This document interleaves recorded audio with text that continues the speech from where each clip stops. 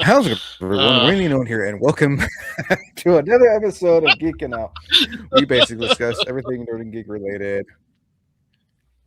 God, I've done these intros so many times, you think I know how it goes by now. But it's been a while since we've done a Geeking Out podcast, Geeking Out interview, and a long time since we've had any artists on the channel for a podcast interview. But I'm joined here by your Oregon local, or so I was actually originally from Traverse City, Michigan. Well, Elk Rapids, Michigan. It's just easier to say Traverse City since that's more of a well-known spot. Me and my wife, after we got married back in 2014, we basically spent our honeymoon as a road trip out here. So been Oregon for will be 12 years this summer. very nice. And I'm joined here by Jeff Toons, who you may remember when we did an interview last year for Metal Art Comic Con. Despite the technical difficulties I was having, we did get an interview, and I will show a quick little clip of that interview. But I have Jeff now on for our full-on interview. Again, Jeff, thank you for coming on to talk about your art, how long you've been doing it for, what got you into it, and yeah. Um, so first off, as I always ask, the name. A question I've been asking a while. What made you come up with the name Jeff Toons? Well, I guess my name is Jeff, and I draw cartoons, so it kind of just felt natural just to say Jeff Toons. Uh, not, I know it's not as a creative as it sounds, but it's just like, oh, it's basically their me, if that makes sense. Jeff Toons. How long have you been how long have you been an artist for? What made you want to like decide this is something you wanted to do? And is this like a full-time career, or is it more like I'm trying to think of like the way to say it. No, I get what you're trying to say. So I guess my humble origins were I want to say the earliest memory I had that inspired me to get into art was my mom taking me and my brother to go see Lion King. Uh, God, and that was 95, wasn't it? 94 or 95. Um, I was so captivated by that movie as a kid that I just started drawing a lot. And then, other things kind of came in inspirations like anything on Cartoon Network, specifically like can't go wrong with classics like Dexter's Laboratory or Johnny Bravo. Um, Oh, I mean, you can't honestly go wrong. You know, people like Craig McCracken and all of them. right. Um, also, Pretty much, you know, made everyone's childhood. right. I mean, I uh, Powerpuff Girls, Foster's Home. Toonami was also a big factor because the anime. Because with Dragon Ball Z is probably one of my favorite animes of all time, and it really, I, I mean, dude, solid shirt, man. That's just amazing. Super even, and it's one of my it's one of my it's one Dragon Ball is one of my favorite animes, and speaking oh, of the theme of this podcast, it has a very good art style.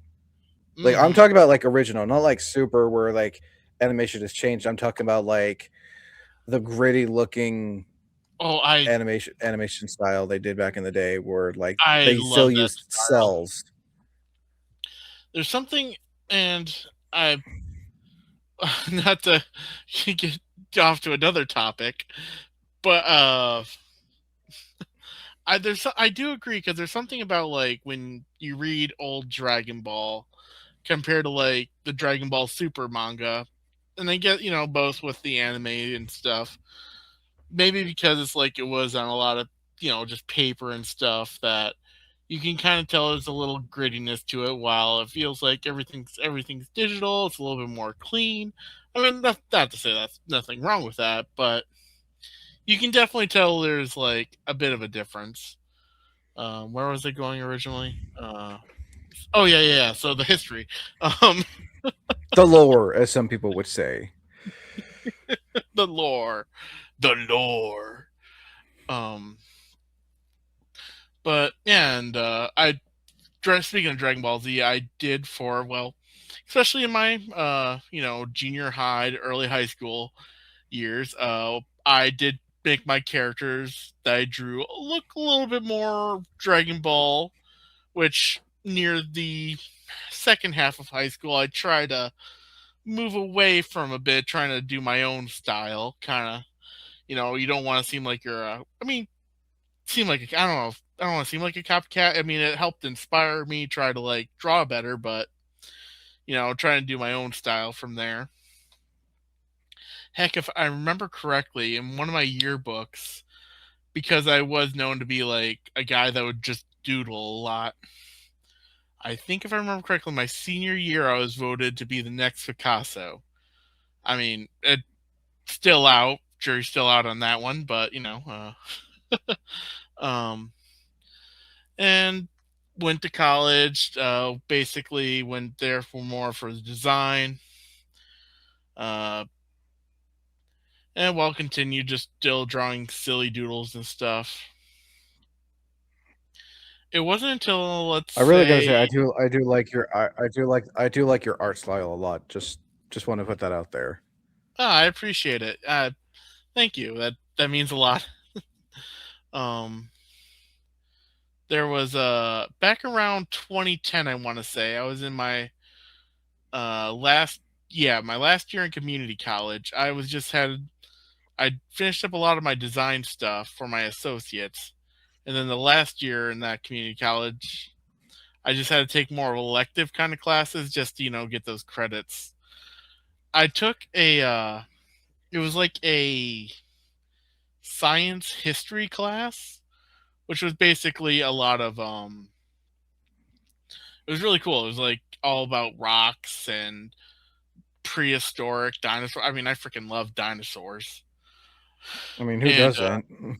right, I mean, I'm a I know it's like like the simple answer, but T Rex all the way. I mean, Triceratops to me is a close second. Um, what's your favorite dinosaur, really quick? Oh, God, put me on the spot here. I would probably have to say raptor, and I'm talking about like the feather-looking raptor, not the Jurassic Park looking ones. Like what raptors That's that? a good design. I'd also probably have to go with let's see, there's that. Probably would go with long neck because of movies like um Land Before Land Time, Before Time. which was my first introduction to dinosaurs. Good again, Oh, a good movie with also really amazing art. and oh god, the tears me up, man. The mom just I haven't watched that movie in Mm, a while, but man, it gets me. And also, I liked We're Back. oh We're yeah. Back with a fun, goofy dinosaur film. Oh, with John Goodman as another another good movie with that, and also has that very '90s. For those, we definitely go off topic on these interviews. Just if you've seen any other interviews for the past 4 years, 5 years, you'll know these go off topic. There is no script. I have a book that says for scripts, but I don't use it. um, fast forward, close to present day. You got more into doing this art. Hmm. What made you decide to um kind of this is a question. What made you choose this art style? Because I know sometimes some artists choose the art style, or sometimes it just comes the style just comes naturally. Oh, okay, yeah, perfect. Actually, so before I got distracted by the dinosaur talk, so it wasn't until like as in the science history class, they asked us to like just choose anything for like a subject, and at the end of the semester you'll do a report on it. Well, I chose a platypus because I was like, yeah, a platypus would be fun.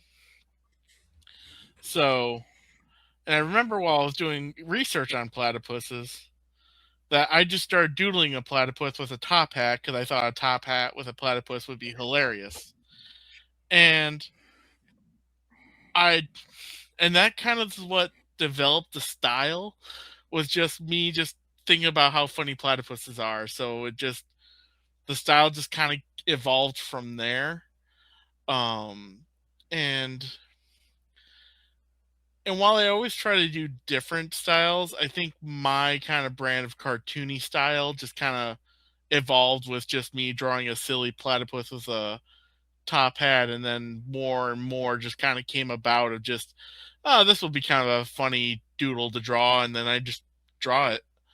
Um, I honestly, I was speaking of where I was just actually on your Instagram looking at, and I think we actually talked about the platypus, and you already answered my next question. What was the story behind the platypus? Would that be considered like the official, unofficial mascot of Jeff Toons?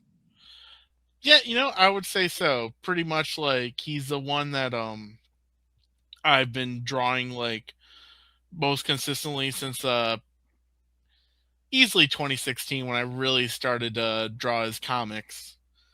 Um, and yeah, and uh, well, and God bless my mom, who uh, she would be one like my biggest supporter, and she would be like doing all like these. When I told her about I was joining, I'm like, oh yeah, I'm gonna do conventions to help promote Billy. She made a whole bunch of stuffed Billies for me that I still have. And That this would be, that comic. So actually, funny story about that comic. I was at Beaver State Comic Con last year, and a kid went up to my table and bought a stuffed Billy. I was like, oh, here you go. And I overheard him or her. I overheard the kid talk with his group of friends, with their group of friends. They're like, I got a turkey. And oh wait, no.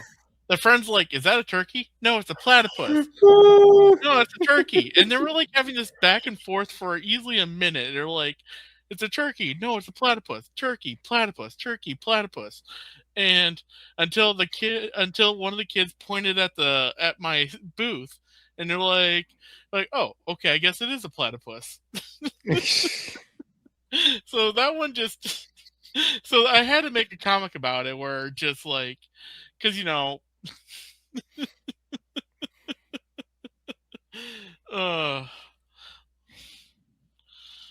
I mean,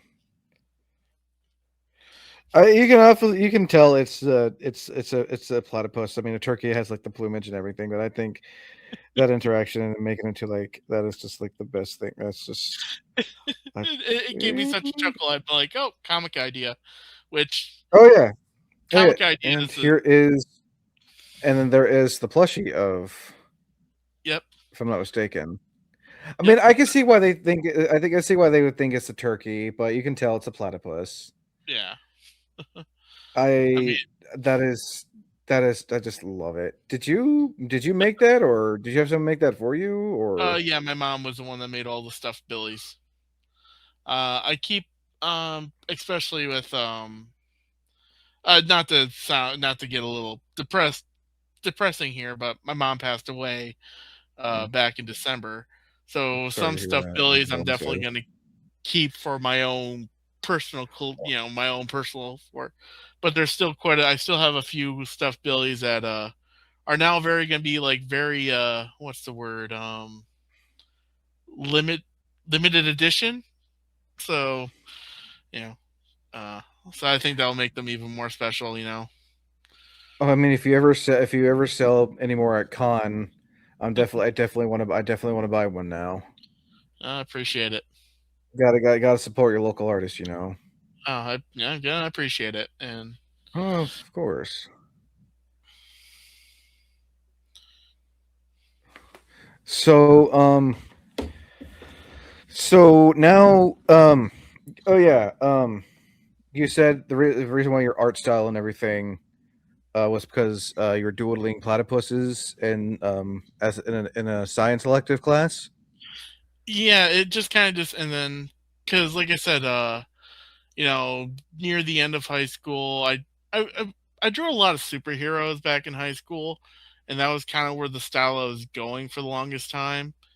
Uh, but then I don't know, just after just doodling Billy, I kind of went more to a cartoony style than try to do a superhero style. Not to say I still don't try to draw superheroes here and there, but I've definitely drew more cartoons than, and it kind of just developed from there. For especially when I started the comic around 2016 ish, which actually the 10th anniversary of Billy is in about 2 weeks. Uh, Really? yeah, the 10th anniversary. I uploaded the first Billy comic strip on DeviantArt on April 24th. Well, then that is a that is a is that a Friday?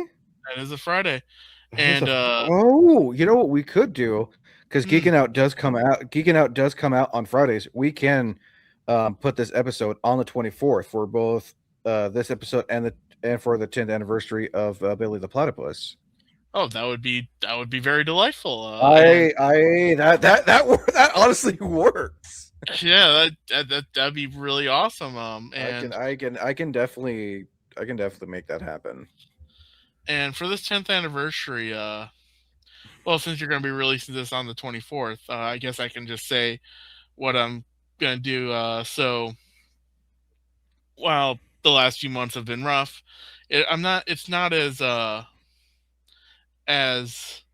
big as I was going to intend it to be, but for what I've gotten so far, I've reached out to other local artists and friends, see to do their take. I've like commissioned them to like do their take on Billy, and so for like the week of the 10th anniversary, I'll be releasing comics from different artists that I've commissioned to do their version of Billy the Platypus, and a lot of them who've also done some cons like Lawn Dart books, and uh, Udai. Why am I spacing on his uh Yudai or Udai Sato-kun, I think is. Sato? Yeah, yeah, Udai Yeah, Sato. He's also I commissioned him. His comic is pretty funny. I um so yeah, so look forward to that different comic all that week and stuff with different artists I commissioned, and it's and the creativity that a lot of people have done were just it blows me away, and just they've been really fun, and I giggled a lot, so that's a good sign. oh no, I you see, and that's what I like, the fact that, we're gonna be seeing, like, different variant versions of, Billy the Platypus on the 10th anniversary for, Billy the Platypus. Now, um, what made you choose the name, Billy the Platypus for the pretty much the unofficial slash unofficial mascot for, the stuff you do? I just thought Billy would just be a fun name for a character, because I'm not gonna say it's like anything deeper than that. I just thought Billy. A lot of people were like, "Oh, because he's a has a bill," and I was like, No, I just called him Billy. Just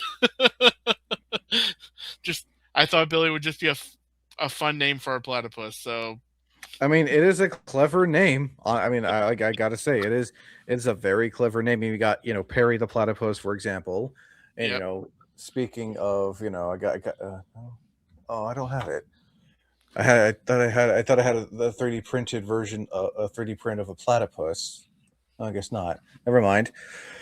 Um, no, honestly, I think doing what you do and doing these comics. How many comics have you done so far for Billy the Platypus? And is Billy the Platypus the only comic you've done? So I've done easily over like 450 strips of Billy, and I had a good momentum going up until COVID, and then when COVID hit, because as much as I wish this was my full time job, it's right now just more of a hobby trying to get my stuff out there. Um, my actual job that I was at the time laid off some people, which made me do like the task of like two or three people, which burnt me out.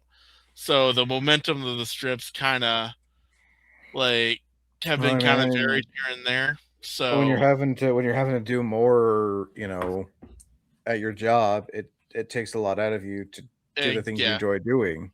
yep. And especially COVID, that hurt a lot of people in the creative scene too. Hmm.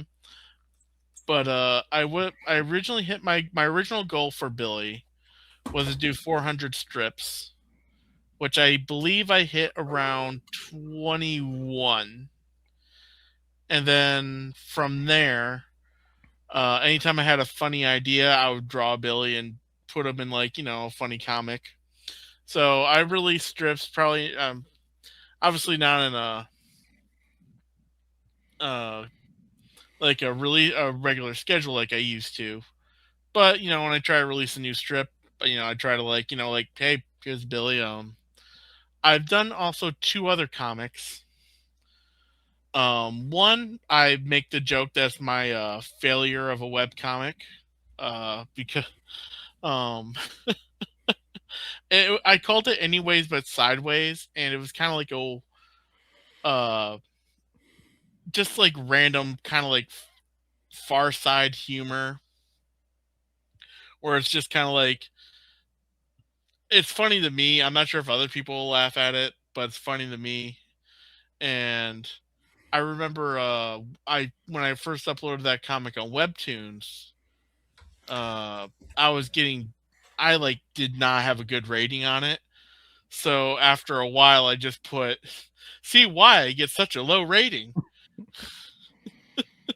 And it's just like I think my most recent comics I did for that was I'm only really do every once in a great while now.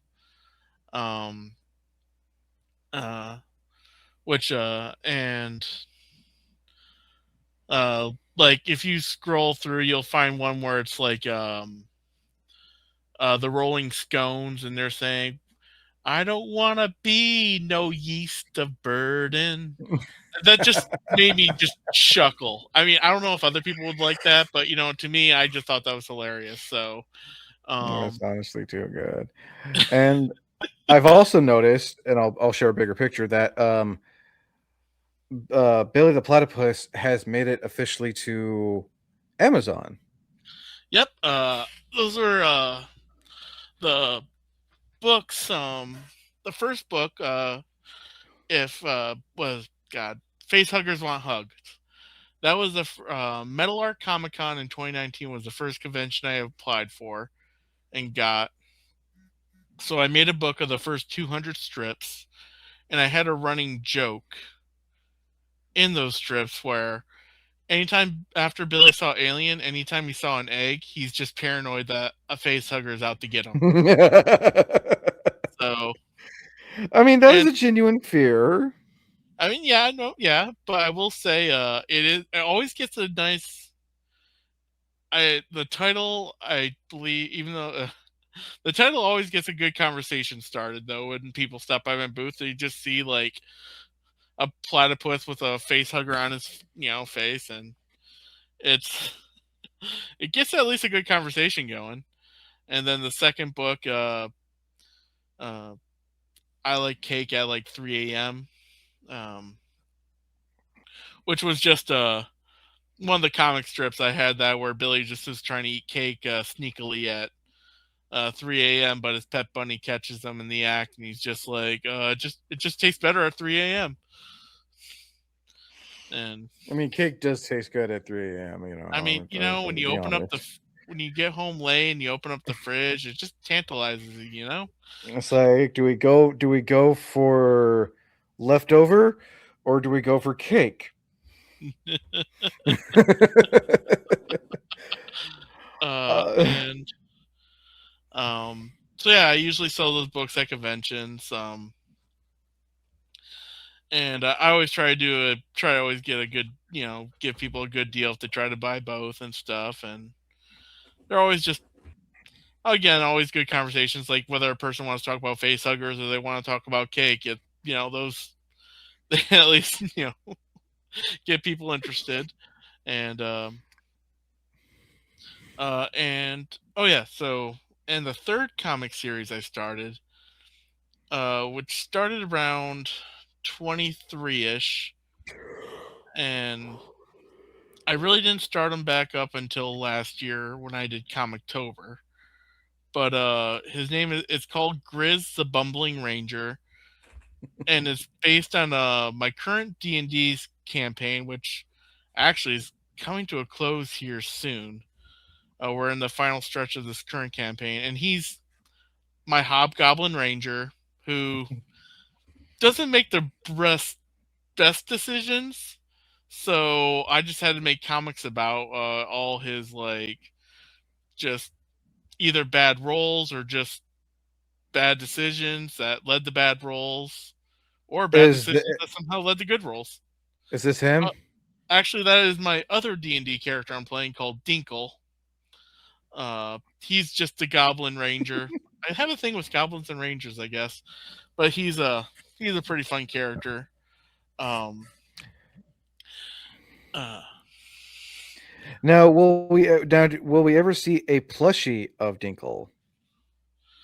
ooh, maybe I might. That was just a little bit of an art doodle that I wanted to do for Dinkle, but I mean, if I draw him more, who knows?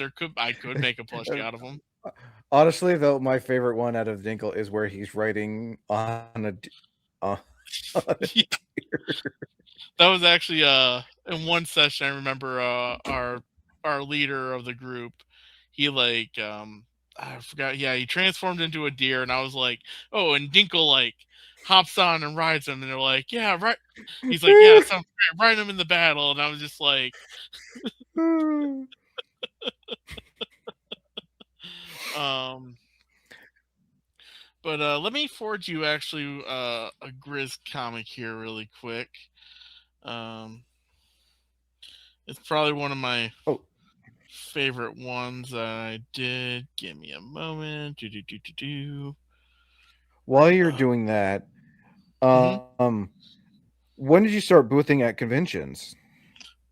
2019 was probably my first convention I did. Um,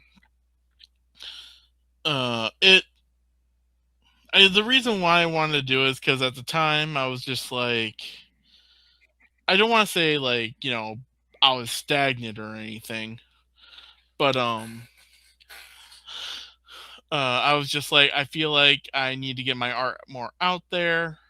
I'm just not sure what, but I also want to explore more of Oregon too. And I just kind of just typed in like conventions, and Metal Art Comic Con actually happened to pop up, and I was like, well, that's a 4 hour drive. It's, eh, that's manageable.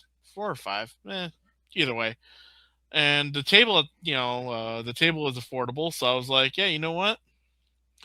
I'll do it. Get the road trip in and start up, and I've been doing conventions ever since. Any kind of I did like usually Metal Arc and Mid Valley Comic Art Expo usually are the two consistent ones that I've done. Um, I did Beaver State last year, and I had a good time there. But I'm probably want to try to get back there next year because that was a fun con. I mean that one's still on my list, along with their other ones too, when I Mhm. can. Then there was a then they usually I um I usually try to make this one in Tacoma called Grit City Comic Con. Uh which I ended up I've turning heard of into. I've heard of Grit City. Yeah, it's actually. I feel like it's like since it focuses more on comics and like then I has a nice vibe of just being just I want to say pure comic because they have like they have like a D&D corner, Lego sets for kids to play with, but it's like there's I mean outside of like celebrity comic artists that they bring in, there's like I just like it that it just focuses more on comic creators and stuff. So that's always a nice show. And I do. I have a friend that actually lives in Tacoma, so I've been making it like we made it a tradition now where anytime I go there, we found like this Like you random gotta go. yeah, like we found this random Mexican restaurant like in a little hole in the wall. We just drove randomly, Ooh. found it. Oh man, their margaritas and tacos are just delicious. That I'm like, oh yeah, now we gotta Ooh. like go there every time now.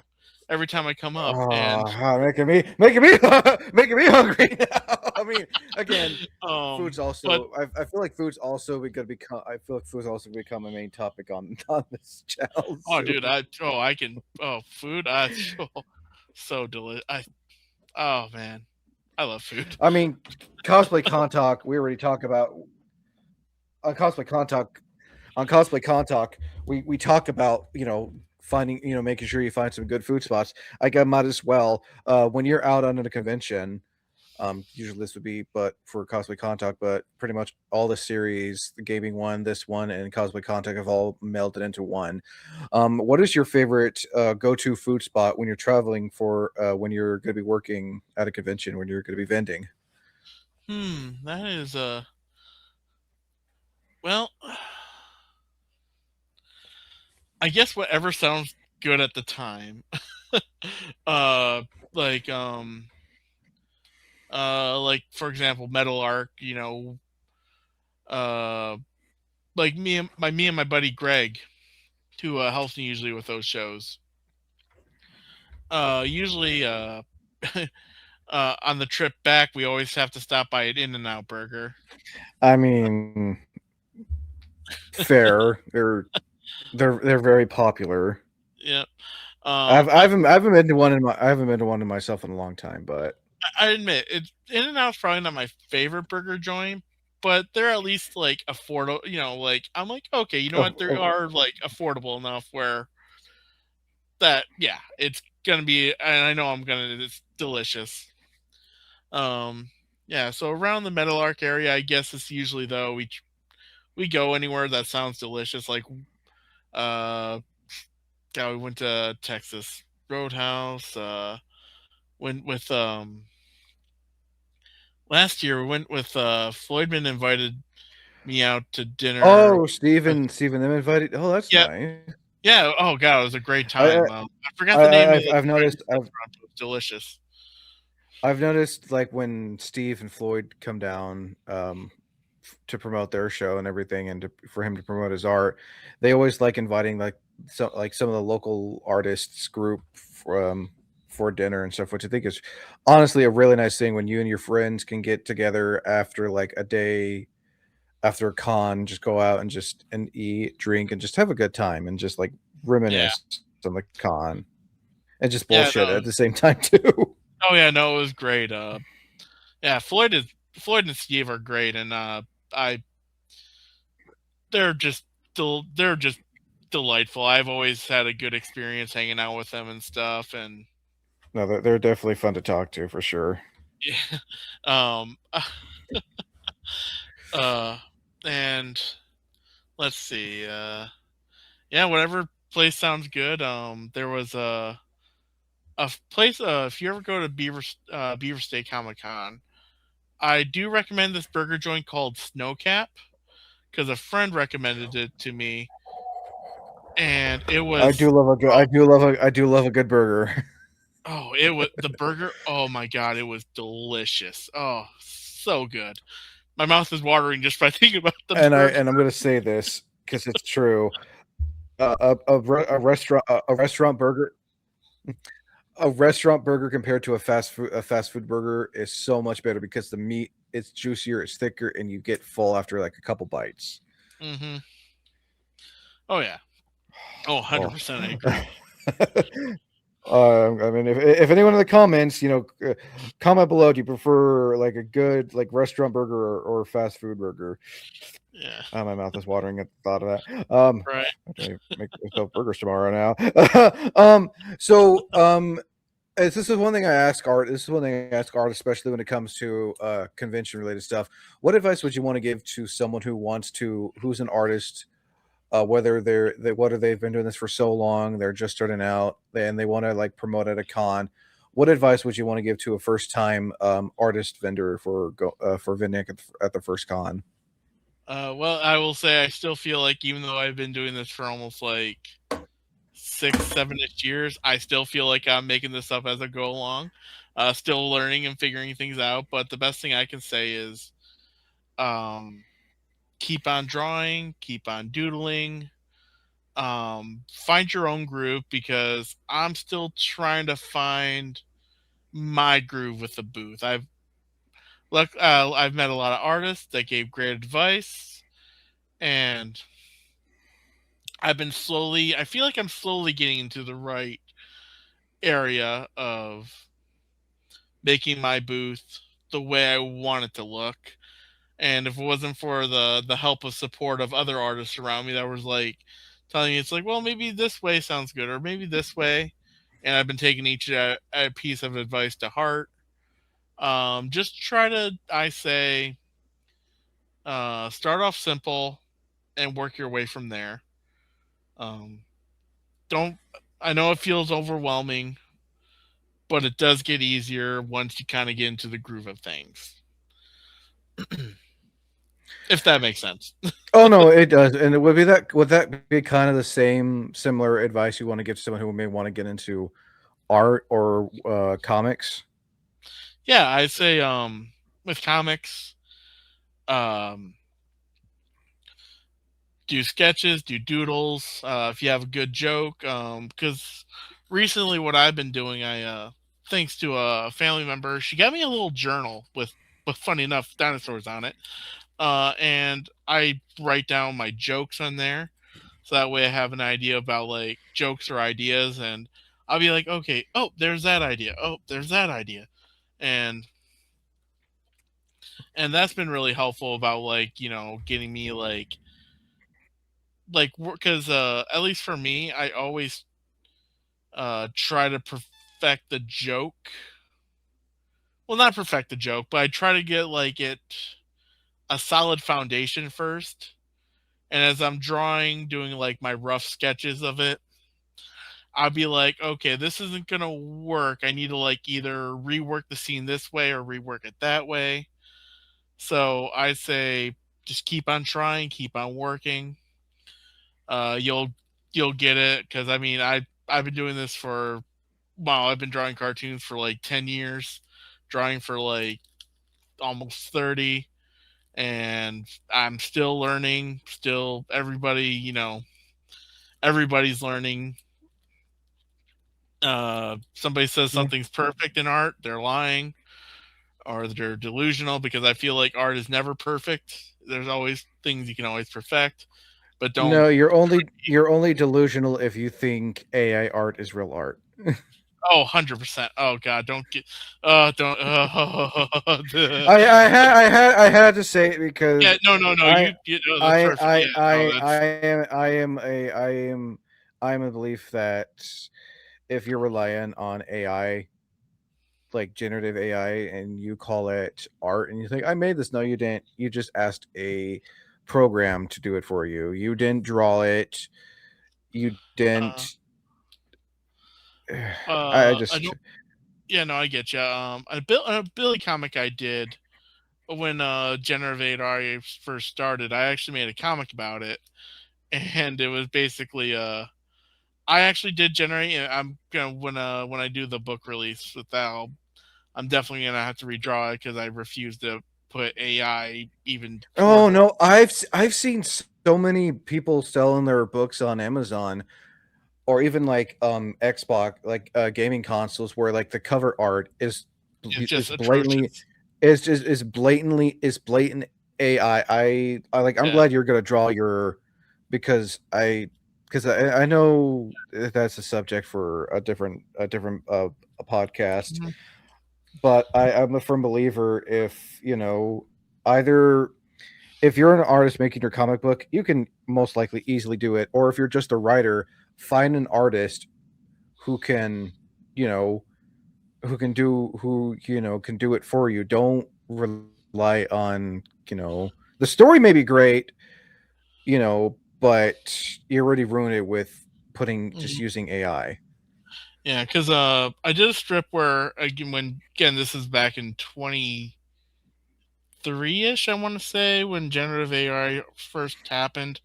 I actually generated and I I did it for the comic strip where I generated a picture of Billy, and it was the joke of the comic was Billy's like, "Oh, I wonder what I would look like in AI art."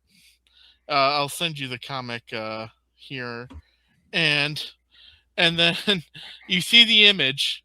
Billy's just like wide eyed, and next thing you know, you see the computer in the trash, which was inspired by the Ron Swanson joke. And Uh, basically, you're poking fun at AI, saying like yeah, how or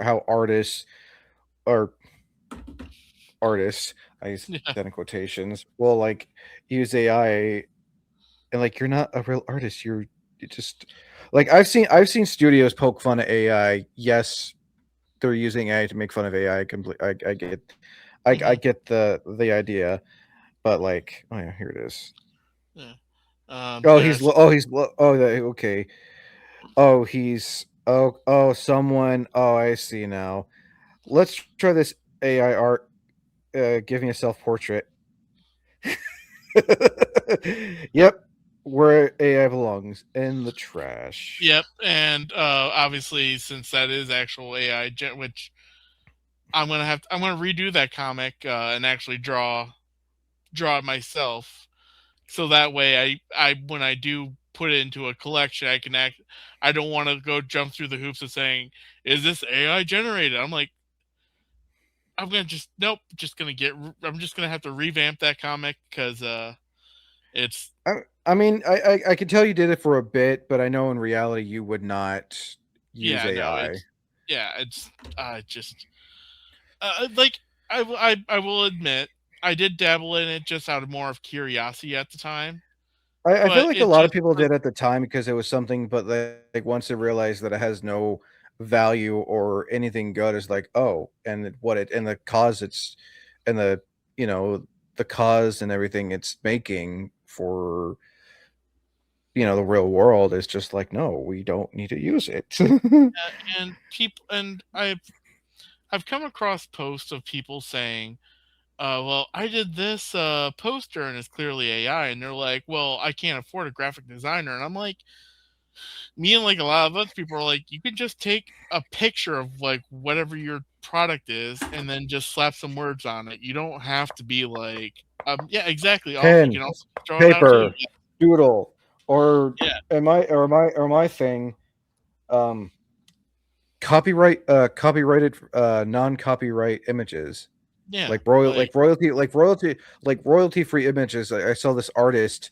They were having they were having trouble drawing a hand on a character because I know I've been told hands are hard to draw and draw it feet. can be. Yeah, yeah. So what this artist did, and I got to commend it for, they didn't use AI, they didn't use Gen AI anything. They basically took a royalty free image of a PNG hand, placed it on top, and like did some tracing just to get a layout before they added the finer details. And yeah, it's Which just one of those things where you can just do something like that. Where gosh, what was it? I was doing some art for another TTRPG game I was a part of, and I could never get the gun right. So I had to like, Google the gun, and then basically had to like trace it and kind of like get like an idea of like, okay, this is what it should look like instead of like whatever weird. Well, I'm not sure if I should say what it actually was. I'm not sure what the censorship on here is, but it did not look like a This is a 18 plus podcast in a okay. sense. You know, certain Okay. words will be bleeped. Certain words will be bleeped out, but like, yeah, Well, let's just say it looked more like a you know, it looked like a phallic object. yeah, exactly. And I was like, that's not, Like what? Like you were like kind of like I kind of get I kind of have a feeling what he's trying to say, so we'll just go with the PG-13 word and just call it a phallic object. I mean, yeah. yeah, weapons aren't always easy. So you Oh, know, I feel like I feel like, in my personal opinion, I feel like Is yeah, using a reference than generative AI is much better. It's environmental friendly. Yeah, some people would say, well, why didn't you just like not everyone can draw certain things. So if they look up a reference, like, okay, bam, I'll do that, but I'll give my own twist. I'm not going to use this thing that people are mhm, getting too comfortable using because they need the thing faster or they need it right now. You know, again, a topic for a different time. But I'm just like, I get what you're saying. Like, yeah, you used it for a bit, but in reality, it's like that's something you would not go lean more towards doing. yeah. And like I always say, like, if you do trace, like, use it for practice, because like I that was one of the things I did when I was younger, was just trace over stuff just to kind of get like an idea of like doing it and stuff. And I think, and like, and references and stuff where uh like, god, I remember I was doing a drawing and I needed like a picture of a someone with a bow staff. And luckily there's like, Google Images is like, has a lot of people with different poses with bow staffs, so it's like, oh, okay, that great reference material. um so there's nothing, yeah, just try to always, I always try to, like, learn if there's a certain pose which I know it's like, okay, how should I, and I try to like Google image like a certain poses and stuff. And uh I really need to invest in like more of like the, oh gosh, what was it? It's like those dolls that you can like have opposable, so you can like, The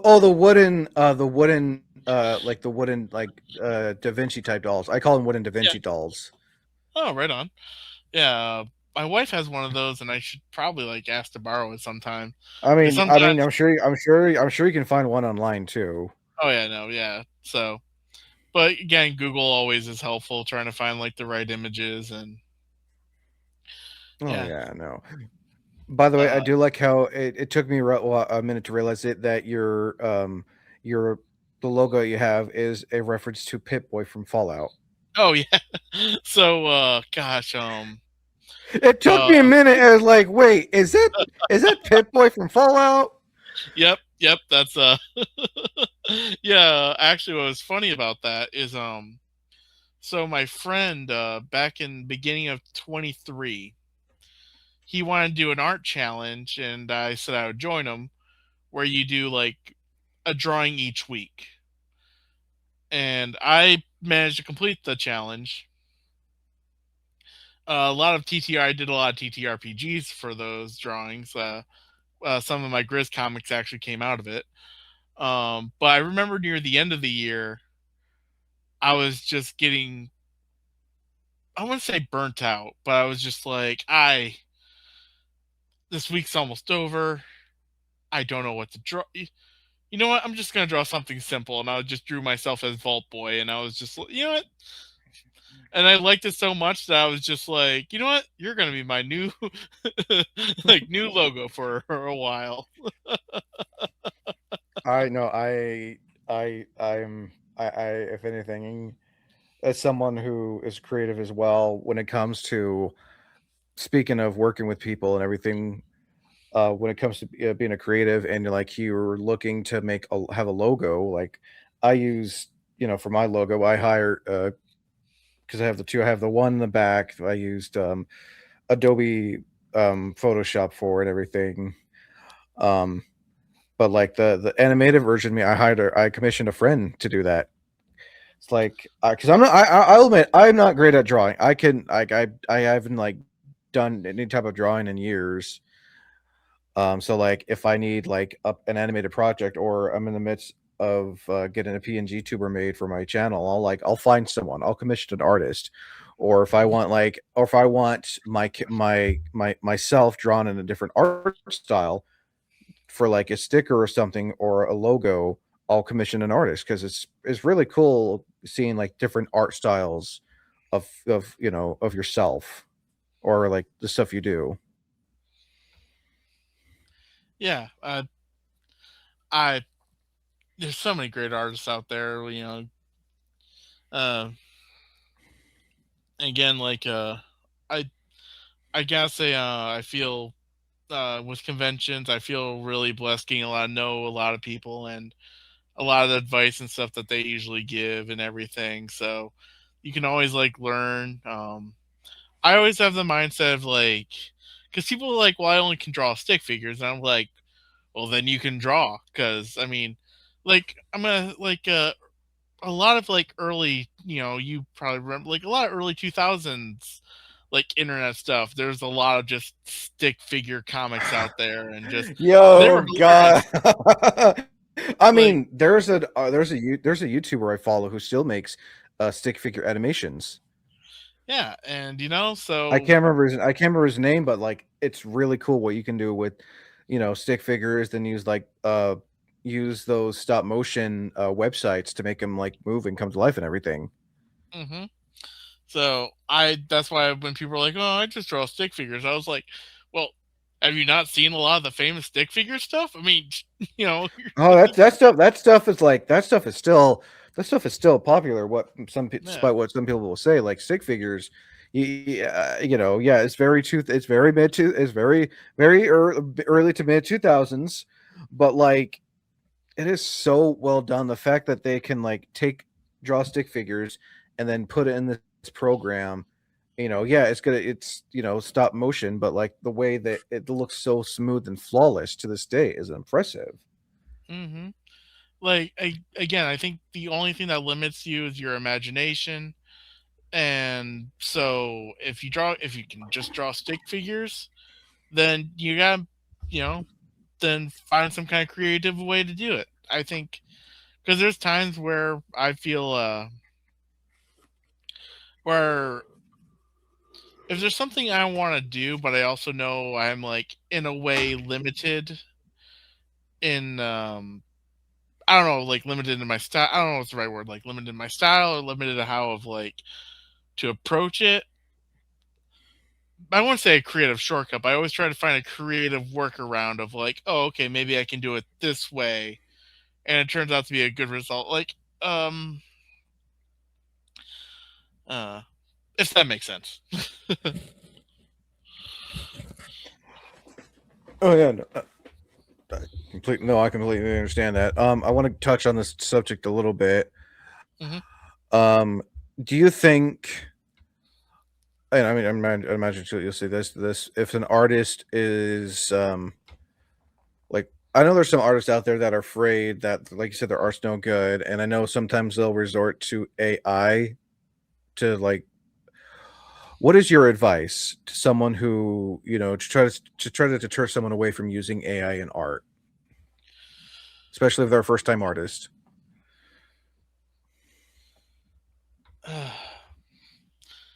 I say like take a step back, and there are, and I know finance, because I'm I I end up like being suckered into the subscription for Adobe, so I try to take advantage of that, because I used to own Photoshop until it became a subscription. But if not, there are free programs out there that if you want, you can use to draw. Again, also paper and pencil. Bob Ross is another good example. Oh yeah, I mean, okay. I mean, granted, Bob Ross has his own style, but like, it doesn't hurt to like, learn how to, Yeah. like you I said. Eh, there's also like, there's a lot of free stuff out there. Don't be afraid that, like, oh, maybe I need money or talent. You don't need, like, a talent comes from hard work. And uh just continue. There's going to be like YouTube tutorials that you can look at. I mean, I've used YouTube plenty of times I mean, when same here. yeah. So there are free programs. I like, oh gosh, I, I'm spacing on I know there's like it's like Photoshop, but it's not. It's like it starts with a K, I think. Um oh gosh,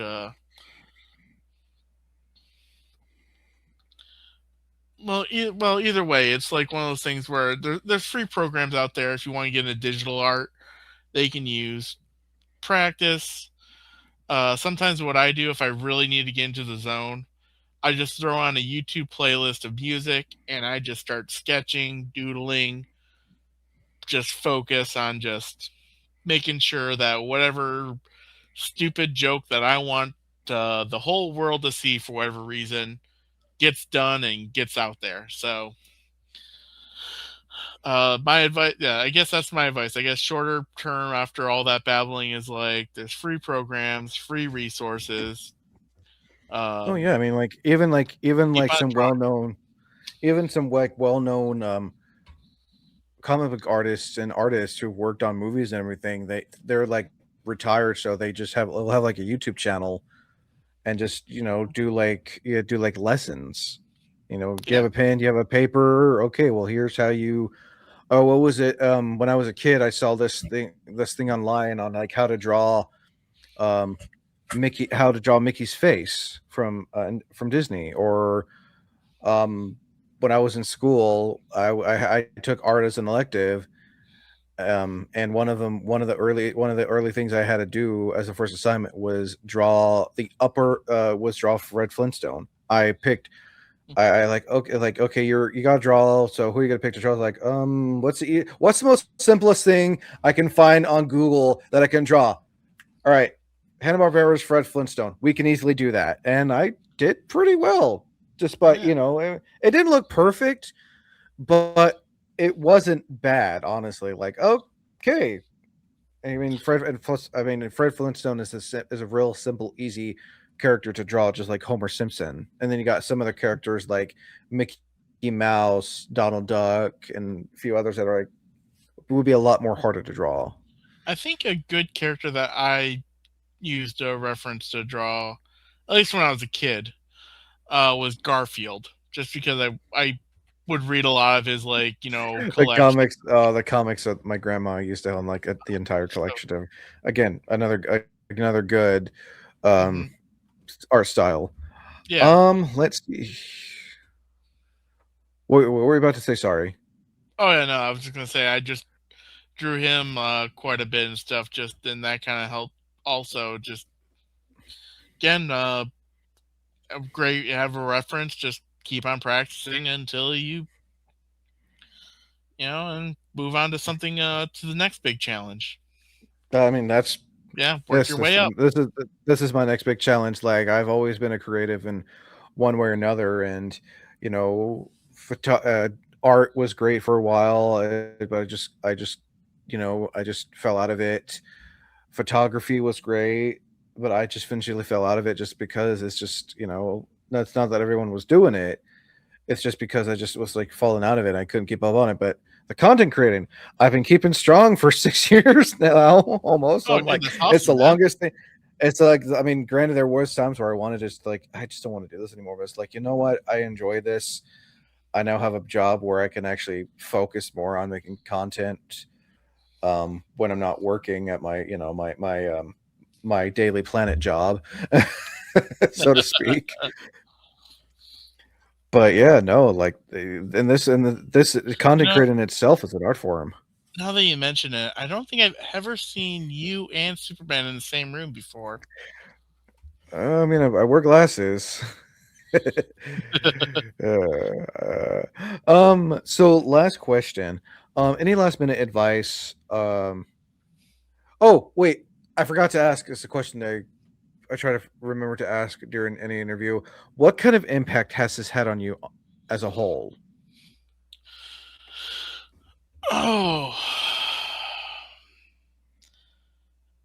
well, hmm.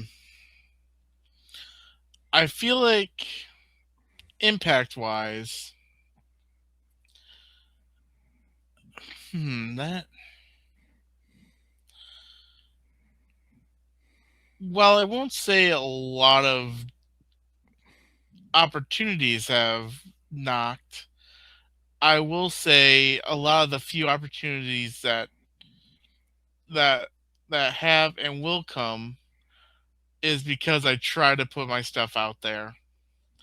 Trying to like, put myself out there, trying to make the connections and stuff.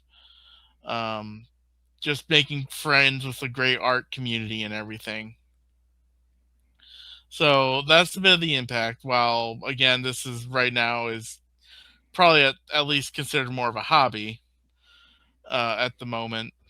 Uh, I will say some opportunities that have happened and that are probably going to happen wouldn't have happened without me just like, you know what, I'm gonna just put my silly little platypus out there and see what happens.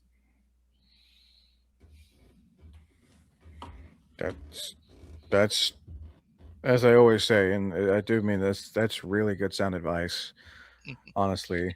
Sorry if it looked like I was distracted by my phone. I was just keeping track of time, but no, Oh, you're all good, man. I feel like as a creative in any way, shape, or form, if you're enjoying it, continue doing it. Mhm, I feel like in reality, yeah, you got your friends and family who are critics, but at the end of the day, you yourself are your you know greatest and worst critic ever because like you're the one who's like looking like is this good enough. Yeah, you can always ask others, but like at the end of the day it's like you get the final decision and say it's like yes, I did good. mhm. Well, and it's like, as I always uh, would tell anybody, and even me, it's like, if I try to strive for perfection for every piece I've did or have done, I would have never released anything. Sometimes you gotta be, Sometimes you gotta take that gamble. sometimes you gotta be like, okay, this is good. I'm just being too hard on myself, being a perfectionist. That this is good for what it is, and I can put it out there. Kind of Exactly. thing. Yeah. Don't always expect like a nat 20 because sometimes even a nat 20 is not always good. Yeah. Oh yeah. No, I love that analogy. I mean, it's a nerd-based podcast channel. It's a nerd-based channel. We gotta throw in Well, some nerds to riff. I just remember. Oh God, it reminded me of a conversation where it's like my DM and stuff. My character, I rolled a. He's like, well, can I roll for knowledge? He's like, sure if you want, but no one's really heard of this guy. I'm like, I got a nat 20. What do I know? And he's like, you know that you've never heard of this creature before. Oh god.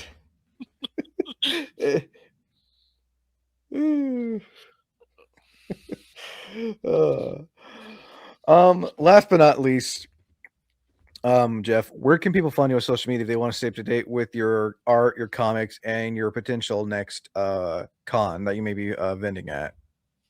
Okay, so you can follow me on Facebook at Jeff Toons, Instagram at Super Jeff Toons, which Threads is connected to. So if you if anybody uses Threads, I hardly go to that app, but I have a Threads that Instagram's linked to. So, and you can also find me on Blue Sky at Super Jeff Tunes.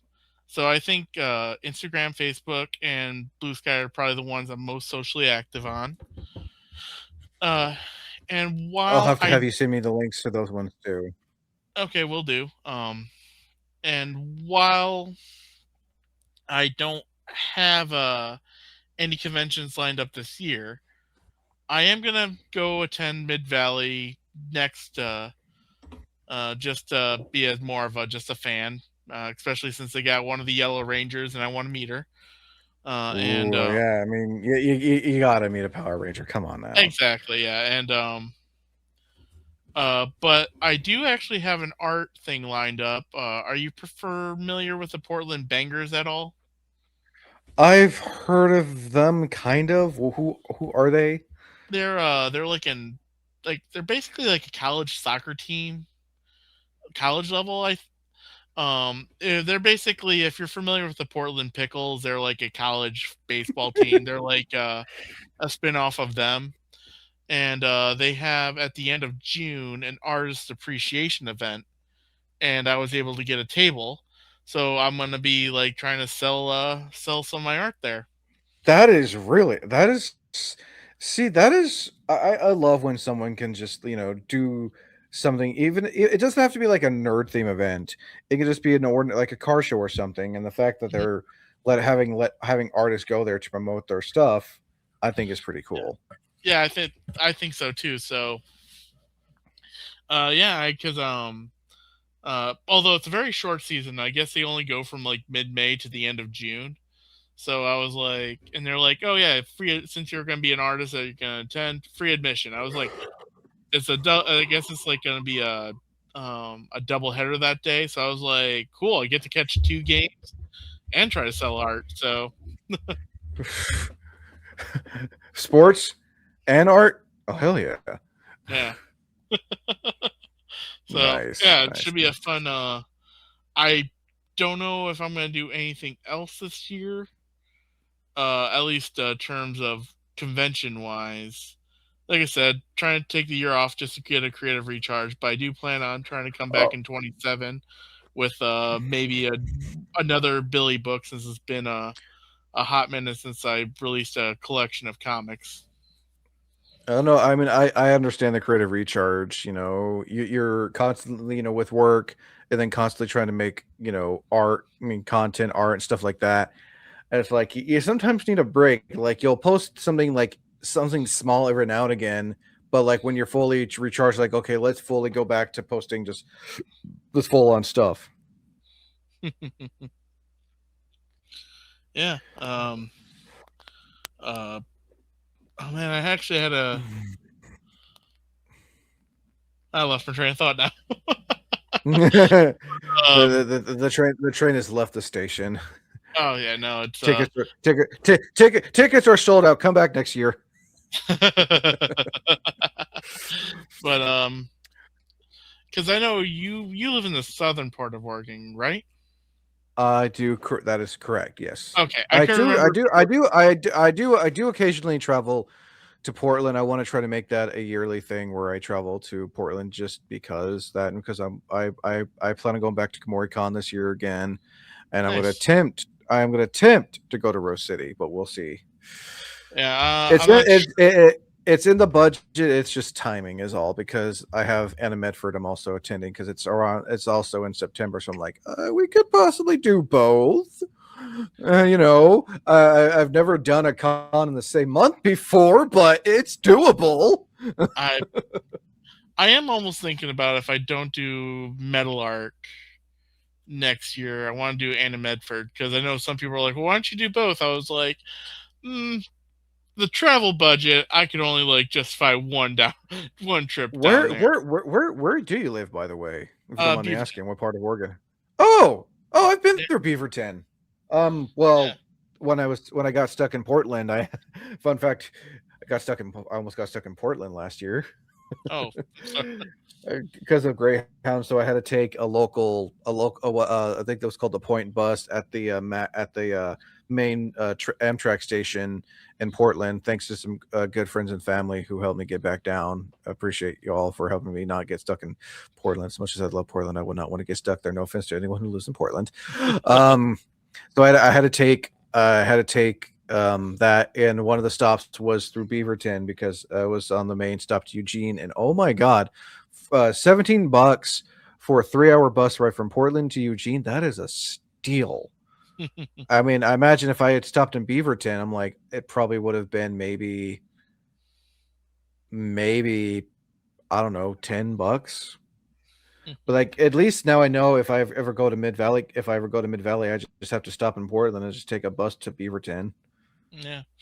Well, hey, and if you ever do make your way up here, yeah, let's meet up for at least a lunch or something. Just say hey or I definitely I definitely why again budget pending because there's still a lot of people who I've had on this channel I still want to meet, something. Oh, and I got to understandable. meet. I mean, I got to meet a good chunk already, but there's still a long list of people I still need to meet. But no, I'm not gonna pass on. I'm not gonna pass on food. Are you kidding? Yeah, no, like Supper today, ground can't go chicken. wrong with food. I Oh mean, no, but thank you again for. Go ahead. Sorry. I was just gonna say, I mean, I love talking about art and I love talking about food. So this was a great podcast. I would love to do, well, if I ever can, I would love. I want to do like how some content creators do, like a lunch and interview podcasting in person. I would love to give one of those a shot. Oh, that would be cool. Do I have that as a playlist yet? No, I don't think I. Oh, I don't. I need to make that a playlist now because I've interviewed quite a few artists already. So yeah, that's gonna be a playlist I need to make now for the artist interview. Again, Jeff, thank you so much for coming on. Can't wait to see you next year at one of the cons, and hopefully just as like hang out eventually too. But Hmm. yeah, no, seriously, thank you for coming on. I'm glad we are able to make time for this because with the new job, I'm able to get back in the flow of like setting up interviews and doing full on content again. Because for a while there was something about YouTube Shorts because of my creative brain was just fried. Again, I get you. Like I said, there was that brief period when COVID hit where I was just like just more emotionally drained to be creative. So I totally get it. Where but sometimes when you get back into a groove of things, you get back into it. So I'm glad that you're getting back into it, my friend. I'm slowly trying. It's good. It's taken a lot, but I'm just like I'm glad to be fully back. But yeah, again, thank you. As always, I am Wayne the Unknown. Until next time, thank you for listening, and as always, thank you for watching. Bye.